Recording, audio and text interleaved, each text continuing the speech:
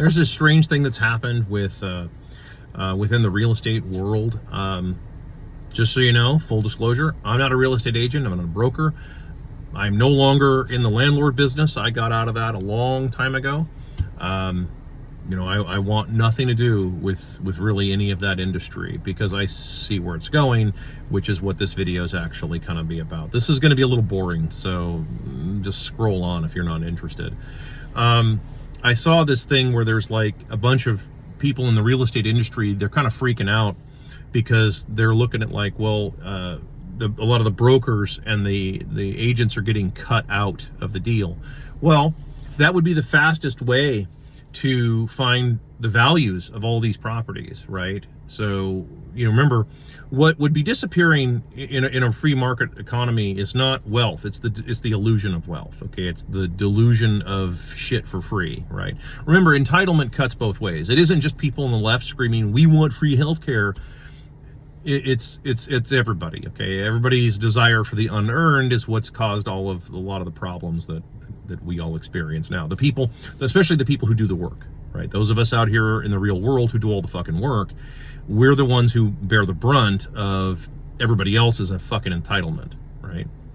So, I mean, like the real acid test, like let's say the principal sellers of these houses or buildings or property or whatever it is, right? They just list their phone number, and then they start getting phone calls or start doing meetings themselves directly with buyers, with the actual buyer, the guy who's like, not the guy who knows a guy who met a guy who's brokering for a guy who knows an agent who has a friend.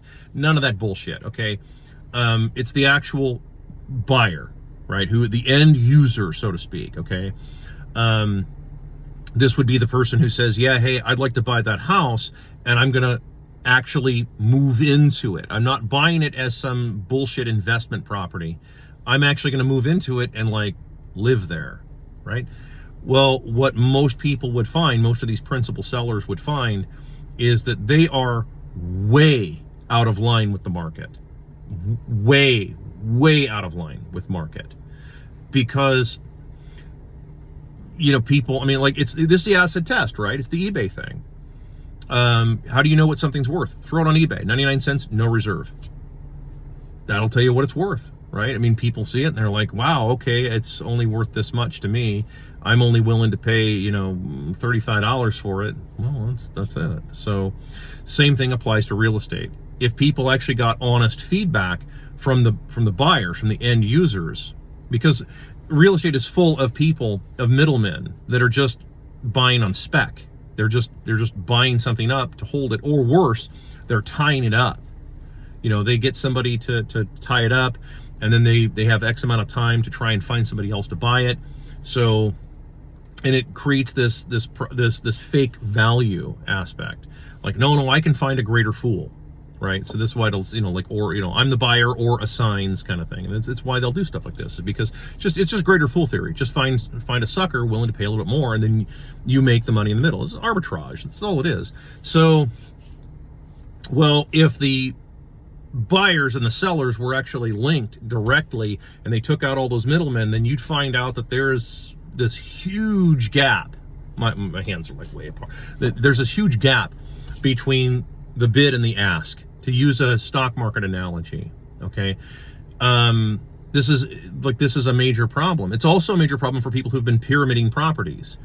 So this will get a little technical. If you're familiar with the commodity market, for anybody who's traded commodities, you can pillar or you can pyramid your trade, right? If the trade's going your way, you have more money in your account so that you can margin even more, right? You can margin even more contracts. And if as long as the trade's going your direction, then you're going to make a lot of money. But as soon as that trade goes against you, you're really screwed. You lose money very quickly. And that's one thing in a liquid market like sugar, or a liquid market like petroleum or something like that, right? Those are pretty liquid markets. The bond market's the most liquid. You know, that's one thing to do that stuff with really highly liquid things. With real estate, on the other hand, real estate is not liquid. It is a very illiquid asset, a very illiquid asset class. And a lot of people have been leveraging up. And the bankers, of course, have been only too eager to go along with all of this for a lot of these people. And I've covered this a lot, but this is review for like new people, because there's a lot of new people, okay? And they've gone along with this. So put yourself in the banker's position. You've just lent out trillions, tens of trillions of dollars at the peak of all of these markets. What happens if all these trades start going against all these people that you have underwrote all of these deals for? Yeah, that's bad, right? It means that your bank is really fucked. I mean, like all of your banks are really, really, really screwed. Bankers need to have these prices constantly going up, which is why there's always this idea of always shoving the prices up of all these houses. It's why they want to keep comp values, comparable values, for those of you who don't know, comparable values, which is what real estate appraisers use to justify these numbers. You want to buy a house and it's $400,000, let's say. That's a really high, high number, but let's say you want to buy a house $400,000. Do other houses of like kind, have they sold for that? Right? Now you eliminate the extreme highs, the extreme lows. The house transaction for $1 where it's obviously like the parents who left it to the kids kind of thing. You eliminate those things, but so you control for that, but you look at it and say, okay, can that area justify that? Well, as long as these are always going up, the bankers are okay with lending money in these areas because the prices have this illusion of going up. But that's not the case anymore, right? Because remember, a lot of real estate has gone so far beyond the market. Remember, the median income is like just under about $80,000, and that's with both people working full-time plus. So if you're trying to get 500 grand out of houses, who exactly are you selling these to? Who is your target consumer? Think of housing like any other business. Now, none of you do this, especially the people who teach real estate at the fucking guru level, right? The airport Marriott guru douchebags. Think of real estate like any other business. You have to have a target audience. And if your target audience, you want to have the biggest audience you can find, right? This is business 101, right? You wouldn't want to have like this really tiny niche market that you're after. You'd want to have a big market that you're after. What's a market? People. That's all a market is. You want to have a big market. So that way you have the best opportunity to make as much money as possible. Well, if you've priced yourself so far beyond what the market is to where you're just after like micro niches, right? I made a joke video about this a long time. It wasn't really a joke, but it was just my frustration kind of building up of like, of landlords, super hyper qualifying everybody to rent these houses. And it's like the analogy I use is like, you sound like these stupid idiot girls who are all, you're all overweight and you're all stupid to boot. And then on top of that, you're saying, I will only date a man who's 6'5" and makes $1 million a second. Like, this is what you landlords end up sounding like when you do shit like this. And it's because you've priced yourself, you're delusional. You're delusional. You've priced you overpaid for all of these fucking properties. You grossly overpaid for all these properties, right? You make your money on the buy, not the sell. Again, I don't know how many times I have to say this. You make your money on the buy, not the sell.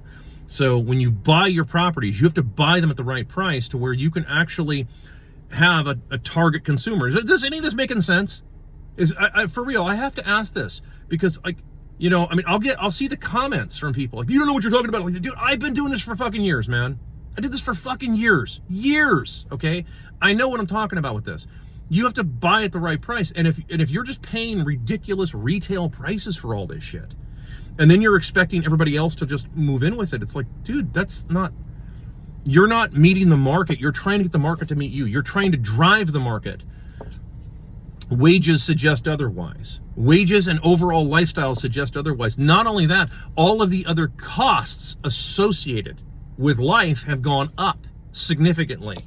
I know, it's like, to be reasonable, to be very conservative, it's 25% over the last 4 years. That's an extremely conservative number. It's over 100% on a lot of shit that people do. So, yes, these people are all pissed off because they're about to find out what real values could really be. And, it's going to squeeze a lot of people out of the middle. So, be prepared to see that kind of water weenie thing happen.